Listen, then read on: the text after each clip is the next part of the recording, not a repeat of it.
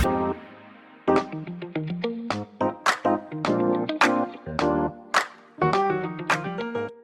σας! Στο σημερινό βίντεο θα δούμε γιατί ο αγοραστής και ο πολιτής είναι οι κεντρικοί πρωταγωνιστές σε κάθε συμφωνία. Είμαι η Ελευθερία Φατσή, δραστηριοποιούμε στον χώρο του real estate τα τελευταία 6 χρόνια και θα μοιραστώ σήμερα μαζί σας αυτή την εμπειρία.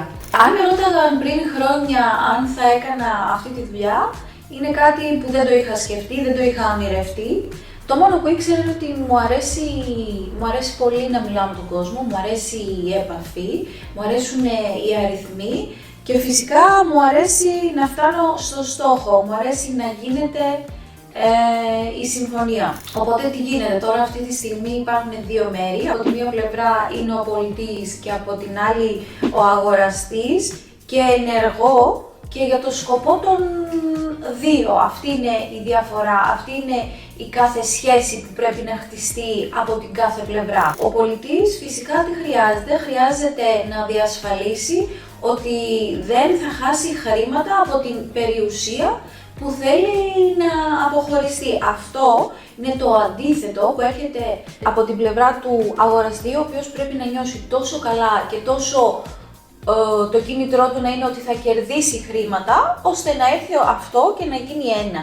Εμείς δηλαδή που βρισκόμαστε πάνω σε μία ζυγαριά και η δουλειά μας ποια είναι όλο αυτό να το ισοβαθμίσουμε για να μπορέσουμε να κλείσουμε τη συμφωνία. Οπότε φιλτράρουμε από τη μεριά του πολιτή το εύρος των αγοραστών και κρατάμε σταθερή την τιμή, που είναι πολύ βασικό, και από τη μεριά του αγοραστή καλύπτουμε τις ανάγκες του σε σχέση με το budget και του λέμε ξεκάθαρα, του λέμε με απλά λόγια τι αξίζει και τι όχι. Τι γίνεται όμως στην περίπτωση που ο αγοραστής θα γίνει μετέπειτα πολιτής? Θα σας πω μια ιστορία. Πριν 2 χρόνια είχαμε καταφέρει να κάνουμε ένα πολύ καλό deal, ένα πολύ όμορφο διαμέρισμα στην πρώτη γραμμή της παραλίας του Βόλου, να φτάσει φυσικά σε συμφωνία. Άρα έχουμε κάνει αυτό που είπαμε, έχουμε ισιώσει τη ζυγαριά και έχουμε ένα πολύ καλό deal. Ο μεν πολιτής πήρε τα χρήματα του και έκανε την επόμενη του τοποθέτηση και ο δε αγοραστής πήρε το ακίνητο που ονειρευόταν. Πέρασαν 2 χρόνια και ήρθε ο πολύ καλός φίλος πια στο γραφείο για να πουλήσουμε μία άλλη κατοικία. Όμως όταν έχεις δείξει στον αγοραστή τότε όλα τα όπλα σου, ενώ τώρα έρχεται η ώρα να τον προστατεύσεις, ήρθα σε πολύ δύσκολη θέση. Μπορώ να πω, ένιωσα κάπως άβολα, ένιωσα ότι μήπως χάσει την εμπιστοσύνη του.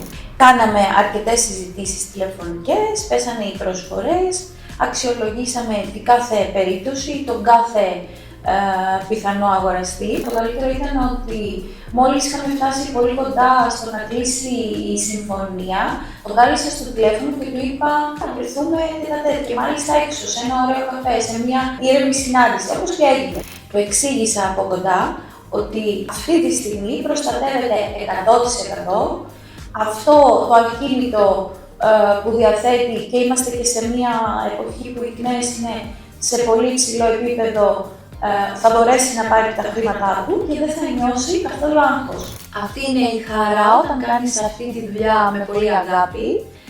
Αν κράτησες κάτι από αυτό το επεισόδιο, αν θέλεις γράψτε μου στα σχόλια ή αν θέλεις να συζητήσουμε κάτι άλλο.